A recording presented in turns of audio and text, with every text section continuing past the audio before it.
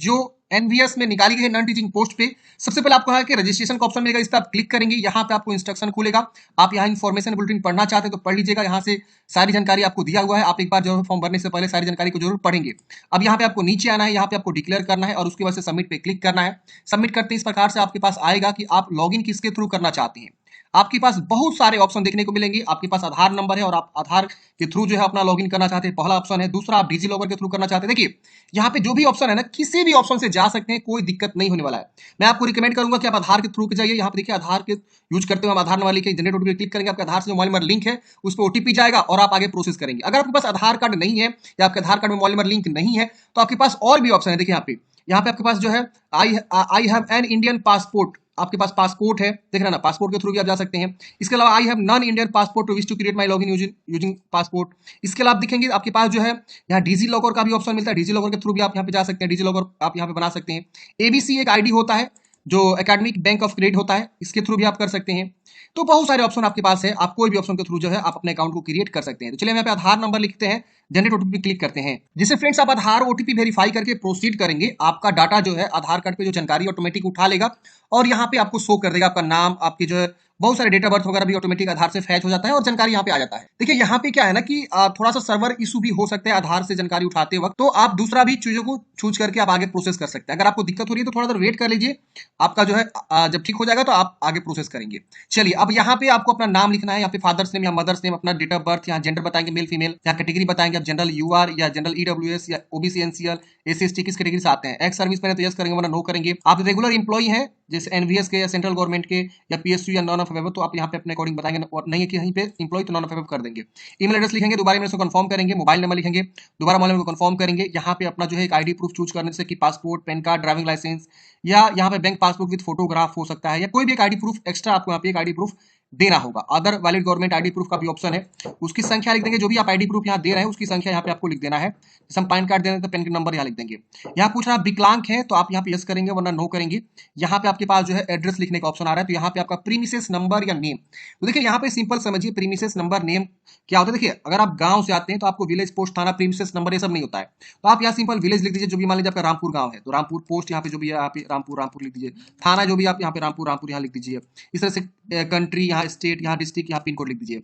शहर से जैसे आते हैं, जो शहर से बिलोंग करते हैं, शहर वाला जो एड्रेस होता है उस तरह से शहर वाला एड्रेस को आप यहाँ पे लिखेंगे। अब यहाँ पे नीचे आएंगे तो यहाँ पूछेगा आपका परमानेंट एड्रेस, अगर सेम है कोरस्पोंडेंस वाला टिक करेंगे, सेम कॉपी हो जाएगा। अलग है इसको अनटिक रहने देंगे, अलग अलग लिख सकते हैं।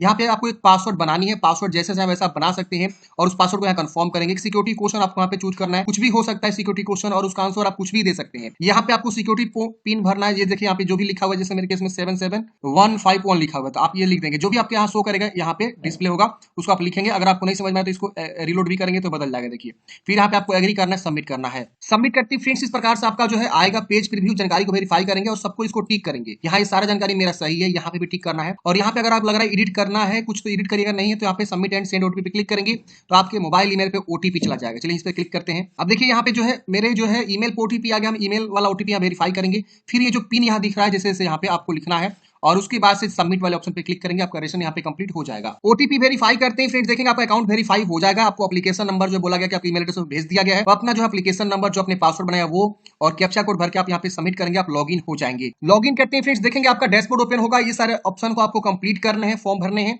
अभी देखिए आपको कंप्लीट एप्लीकेशन फॉर्म का ऑप्शन मिलेगा, इस पर क्लिक करेंगे। अब यहाँ देखेंगे इस प्रकार से पूछेगा कौन से पद के लिए फॉर्म भरना चाहते हैं, तो आप जिस भी पद के लिए फॉर्म भरना चाहते हैं वो सारा का सारा यहाँ पद शो हो रहा है। आप अपने अकॉर्डिंग यहाँ पे जो भी पद के लिए फॉर्म भरना चाहते हैं, हमने एमटीएस के लिए चूज किया तो एमटीएस देखिए मैट्रिक पास चाहिए। अब हम मान लीजिए एक और पद के लिए भरना चाहते हैं स्टेनोग्राफी, तो स्टेनोग्राफी का भी हम यहाँ पे चुनाव कर सकते हैं।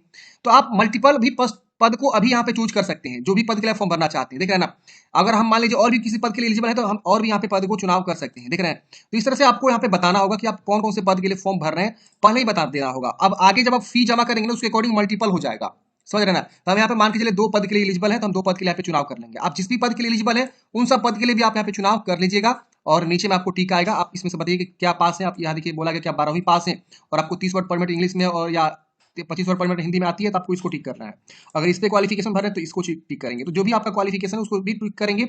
और यहाँ पे आपको बोल रहा है कि आप जो है स्किल टेस्ट, जैसे कि हम इस पद के लिए फॉर्म भर रहे हैं, जूनियर सेक्रेटरी असिस्टेंट के लिए, तो इसमें आपको टाइपिंग चाहिए, तो पूछ रहा है टाइपिंग किस में देना चाहते हैं, हिंदी में देना चाहते हैं कि अंग्रेजी में देना चाहते हैं। तो आप जो भी चूज करेंगे लैंग्वेज वही आपका टेस्ट होगा। फिर पूछ रहा है कि are you working contract daily wage basis in NVS, NVS में आप ऑलरेडी पहले से काम कर रहे हैं तो यस करेंगे वरना नो करेंगे। इसको एग्री करना है और यहाँ सेव नेक्स्ट करेंगे। सेव नेक्स्ट करते हैं, अब देखिए आपका अगला पेज इस तरह से ओपन हो जाएगा, डाटा सेव हो जाएगा। ओके, अब यहाँ पे आपका जो रजिस्ट्रेशन करते वक्त आपने जानकारी दिया था सारा जानकारी यहाँ पे होगा। नेशनलिटी यहाँ पे आपको इंडियन कर लेना है, फिर आपको नीचे आना है, यहाँ मैरिड है कि अनमैरिड आपको बता देना है। इसके बाद यहाँ पे आपको सेव नेक्स्ट करना है। अब ये अगले स्टेप में डाटा सेव हो जाएगा। अब आपने जो एड्रेस दिया था वो एड्रेस यहाँ शो होता है। आप नीचे आएंगे, यहाँ पे टाइप ऑफ प्लेस, आप गांव से आते हैं कि अर्बन से आते हैं, मतलब रूरल अर्बन, यहाँ रूरल मतलब हो गया ग्रामीण, अर्बन शहरी हो गया। अपने अकॉर्डिंग बता देंगे किस गांव से आते हैं, कहां से आते हैं। दूसरा कॉन्टैक्ट नंबर देना चाहते हैं ऑप्शनल दीजिए वरना से छोड़ेंगे, फिर इसको भी आप सेव नेक्स्ट करके आगे बढ़ेंगे। ये भी डाटा सेव हो जाएगा। ओके करेंगे। अब यहाँ पे देखिए आपको बताना है क्वालिफिकेशन, तो जिस पद के लिए आप फॉर्म भर रहे हैं उसके लिए जो भी मैंडेटरी क्वालिफिकेशन यहाँ पे आपसे पूछेगा। तो मेरे केस में पूछ रहा है 10वीं क्लास के बारे में, फिर यहाँ 12वीं क्लास के बारे में, क्योंकि जो आपका एमटीएस है 10वीं पास पे है और जो जेएसए है वो आपका जो है 12वीं पास पे है, और टाइपिंग चाहिए तो टाइपिंग के बारे में हमने पहले ही बता दिया। अब हम यहाँ पे 12वीं क्लास की जानकारी को बताएंगे। और भी ऐड करना चाहते हैं ऐड पे क्लिक करके यहाँ पे अपना जो है और जो भी क्वालिफिकेशन ऐड करना चाहते हैं उसे आप यहाँ पे ऐड कर सकते हैं। अब यहाँ पूछ रहा है एग्जामिनेशन, तो आप यहाँ पे मैट्रिक लिख देंगे पहला, फिर यहाँ पे जो है यहाँ इंटरमीडिएट लिख देंगे, 12th लिख देंगे जो भी है, फिर ग्रेजुएशन किया तो ग्रेजुएशन की भी जानकारी, ग्रेजुएशन यहाँ पे आप क्या करेंगे लिख देंगे जो भी आपका ग्रेजुएशन है इस तरह से। और उसके वजह से पासिंग मंथ और पासिंग ईयर आपको यहाँ पे बता देना है कि कौन से ईयर कौन से मंथ में पास है, फिर इसका भी बता देंगे।